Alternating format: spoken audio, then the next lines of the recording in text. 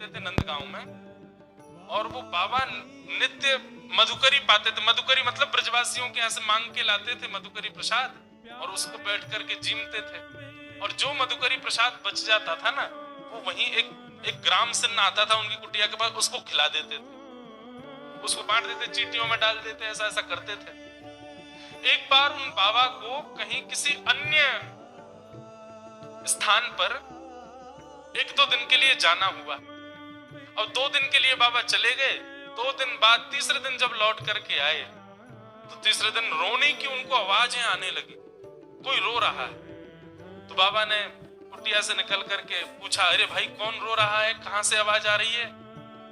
तभी एक ज्योति जैसी प्रकट हुई और वो कहने लगी, बोले बाबा प्रणाम, मैं नंदगाम कोई एक व्यक्ति हूं, मेरे द्वारा एक अपराध बन गयो, और देखो ब्रज की कितनी कृपा है, यहाँ इतने बड़े अपराध करने पर भी प्रेत तो बनो, लेकिन प्रेत भी ब्रजमंडल को ही बनो, ब्रज को ही प्रेत बनो बाबा।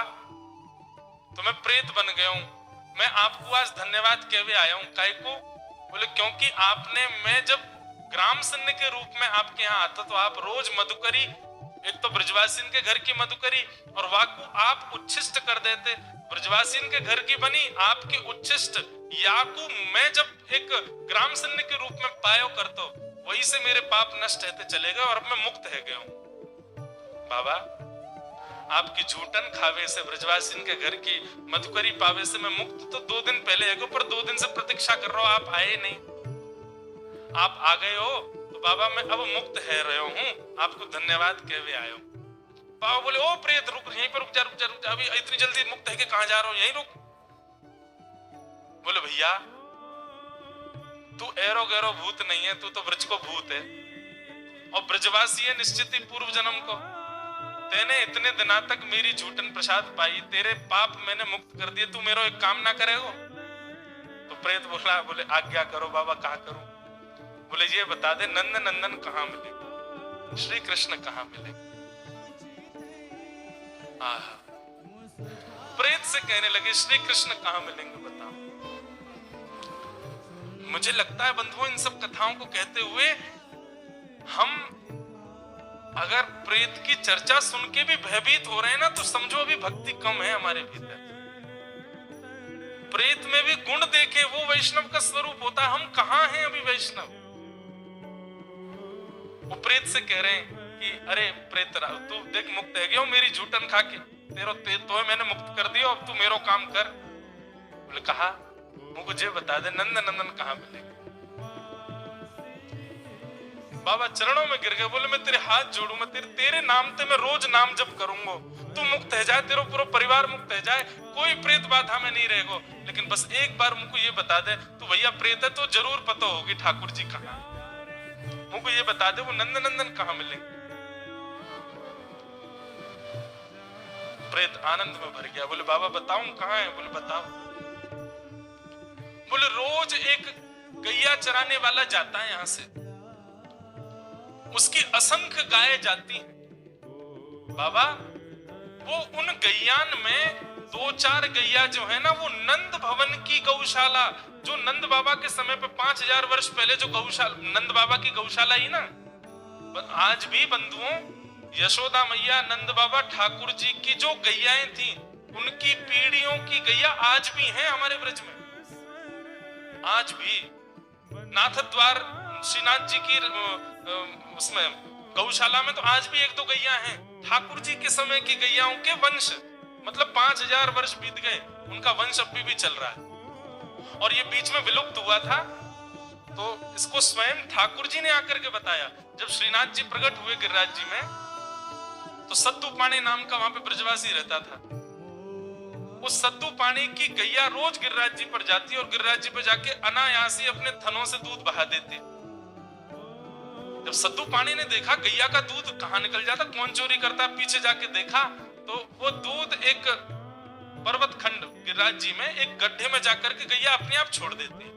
जब जाकर के देखा तो वहां पाए श्रीनाथ जी की भुजा दिखी, और कुछ दिन बाद जब पूरा विग्रह निकला तो पूरे श्रीनाथ जी वहां से बाहर आए, तो सद्दू पाणे को आज्ञा करते हुए भगवान कहते हैं, बोले मैं या गैया को दूध या मारे पीऊं, क्योंकि जे गैया मेरी यशोदा मैया और नंद बाबा की प्रिय गैया की ही वंश की है, ये तेरी गैया ना है, जी मेरी गैया है, या को दूध में या मारे पीऊं।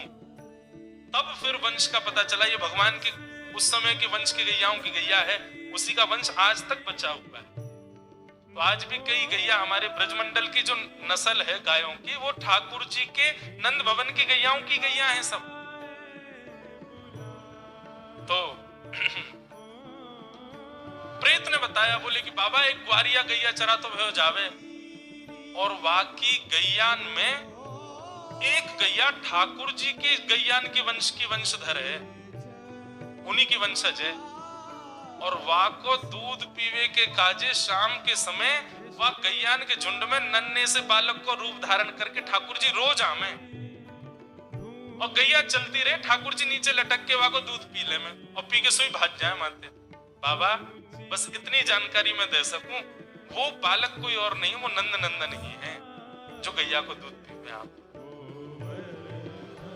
ऐसा कहकर के प्रेत मुक्त हो गया, और बाबा जाकर के बैठ गए एक झाड़ी के नीचे, पीछे छुप करके बैठ गए। ग्वारिया का पूरा हुलिया बता दिया था, ऐसा है, ऐसी गैया है, सब है। चलने लगे, चलते चलते चलते देखा, तभी बाबा ने अपनी नजर ऊपर करके देखी तो कमल नेत्र हैं। आहा क्या भ्रुकुटी, इधर उधर अपने नेत्रों को घुमा रहे हैं, अपने होठों को अपनी जिह्वा से जब बिल्कुल गीला कर लेते हैं, बाकी सी चाल चल रहे हैं, गैया छुप छुप के चल रहे हैं, कहीं ग्वारिया देख नहीं ले मुंह को। और जिस प्रकार एक बानर, कभी बंदर के बच्चे देखो हमारे वृंदावन में आके, वो ऐसे लटके रहते हैं नीचे मैया के गर्भ से, ऐसे ठाकुर जी अपने दोनों भुजा और पैरों से गैया के नीचे लटक गए, और वाके थनन को मुख में लेके वाको पान करने लगे। ये दृश्य जैसे ही देखा, बाबा तो आनंदित हो गए, चाह तो रहे थे कि अभी झपट लूं, लेकिन सोचने पहले दूध पीने तो पेट भल्ले फिर पकड़ूंगा। और दूध पी करके भगवान ने अपना मुंह पहुंचा, और जैसे चौकड़ी मार के भागन लगे, सामने बाबा आकर के खड़े हो गए और महाराज चरण पकड़ लिए, बोले अरे लाला मिल गयो मिल गयो मिल गयो, आज तो मेरो कन्हैया मिल गयो, अरे तू ही मेरो परब्रह्म है, तू ही मेरो सर्वस्व है, अरे बड़े दिना ते भजन कर रहा लाला, आज तो मिल गयो। अब ठाकुर जी रो में, अरे तारी के बाबा मेरो पाम छोड़, मेरी मैया इंतजार कर रही है, प्रतीक्षा कर रही है, बहुत मारेगी, अब आपको पता चल गई मैं इतने विलंब से गया हूं तो बहुत डांटेगी। बाबा बोले आज नहीं छोड़ूंगा, बड़ी मुश्किल से मिले, अब तो पकड़ ही लूंगा। ठाकुर जी ऐसी हरकत करने लगे कि बाबा को ऐसा लगे कोई सामान्य बालक है, जोर जोर से चिल्लाने लगे, अरे देखो ये बाबा मुंह को पकड़ के ले जा रहा है, मुंह को जाके शहर में बेके आवे को, अरे या बाबा को मूड फोड़ दो, ऐसे ठाकुर जी चिल्लाने लगे। वहां कुछ लोग इकट्ठे भी होने लगे, सब कहने अरे बाबा जी कहाँ कर रहे हो, तेने ही छोरा का पकड़ लियो, जन कौन से ब्रजवासी को छोरा है। बोले अरे तुम ना जानो कोई ब्रजवासी को छोरा ना है, ये तो मेरा प्राण धन है, या को ना छोड़ूंगा या को तुम्हें ले जाऊंगा। इतने में ही ठाकुर जी जब समझ गए कि अब ये भाव इनका निर्मित हो चुका, ये पूर्ण रूपेण मेरे हो चुके, वो छोड़ेंगे नहीं, तुरंत ठाकुर जी ने उनके सिर पर वरद हस्त फेरा, और फेर करके उनको अपने मधुर स्वरूप का दर्शन करा करके उनको हृदयांगित करके और बाबा को अपने संग ही गोलोक धाम को लेकर के चले गए।